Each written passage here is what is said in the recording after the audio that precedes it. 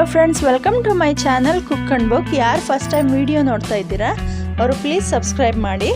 ಇವತ್ತು ಎಗ್ ಮತ್ತು ಬ್ರೆಡ್ಡಲ್ಲಿ ಡಿಫ್ರೆಂಟ್ ಆಗಿರೋ ರೆಸಿಪಿನ ಮಾಡಿ ತೋರಿಸ್ತಾ ಇದ್ದೀನಿ. ಬನ್ನಿ ಹೇಗೆ ಮಾಡೋದು ನೋಡೋಣ. ಫಸ್ಟ್ ಬ್ರೆಡ್ಡನ್ನು ನೀರಲ್ಲಿ ನೆನೆಸ್ಬಿಟ್ಟು ಅದರಲ್ಲಿರೋ ನೀರೆಲ್ಲ ಹಿಂಡಿಬಿಟ್ಟು ತೆಗೀರಿ. ಬೆಳಗ್ಗೆ ಟಿಫನ್ನಿಗೂ ಈ ರೆಸಿಪಿ ಮಾಡ್ಬೋದು. ಮೊಟ್ಟೆ ಮತ್ತು ವೆಜಿಟೇಬಲ್ಸ್ ಎಲ್ಲ ಹಾಕಿರೋದ್ರಿಂದ ತುಂಬ ಹೆಲ್ದಿಯಾಗಿರುತ್ತೆ.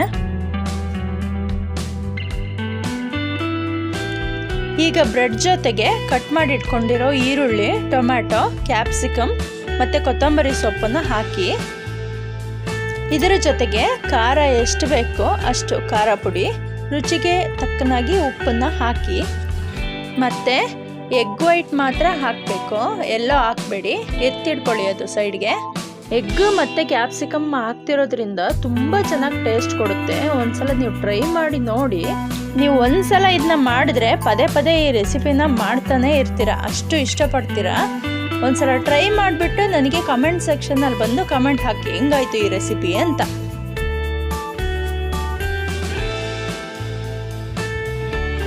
ಮತ್ತೆ ಸ್ವಲ್ಪ ಹಾಲು ಹಾಕ್ಬಿಟ್ಟು ಚೆನ್ನಾಗಿ ಮಿಕ್ಸ್ ಮಾಡಿ. ಮತ್ತು ಇಲ್ಲಿ ತವಾ ಬಿಸಿ ಆಗೋಕೆ ಇಟ್ಕೊಂಡಿದ್ದೀನಿ.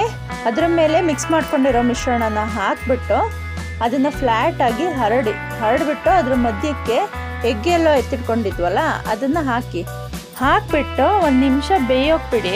ಸಡನ್ನಾಗಿ ತಿರುವಾಕ್ಬಿಡಿ, ಅದು ಬೆಂದಿರಲ್ಲ ಇನ್ನೂ.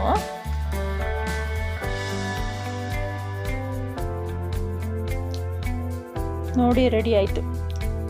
ಚೆನ್ನಾಗಿದೆ ಅಲ್ಲ? ಮತ್ತು ಇದನ್ನು ಮಕ್ಕಳಿಗೆ ಲಂಚ್ ಬಾಕ್ಸಿಗೂ ಹಾಕ್ಕೊಡ್ಬೋದು. ಇದ್ರ ಜೊತೆಗೆ ಕ್ಯಾರೆಟು ಸೇರಿಸಿ ಮಾಡ್ಬೋದು. ಯಾರೆಲ್ಲ ಮಕ್ಕಳು ತರಕಾರಿ ತಿನ್ನಲ್ಲ ಅಂತ ಹೇಳ್ತಾರೆ ಅವರಿಗೊಂದ್ಸಲ ಈ ರೆಸಿಪಿನ ಮಾಡಿಕೊಡಿ, ತುಂಬ ಇಷ್ಟಪಟ್ಟು ತಿಂತಾರೆ.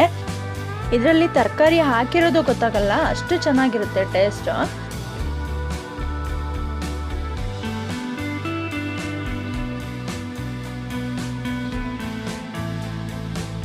ವಿಡಿಯೋ ಇಷ್ಟ ಆಗಿದ್ರೆ ಲೈಕ್ ಮಾಡಿ, ಶೇರ್ ಮಾಡಿ.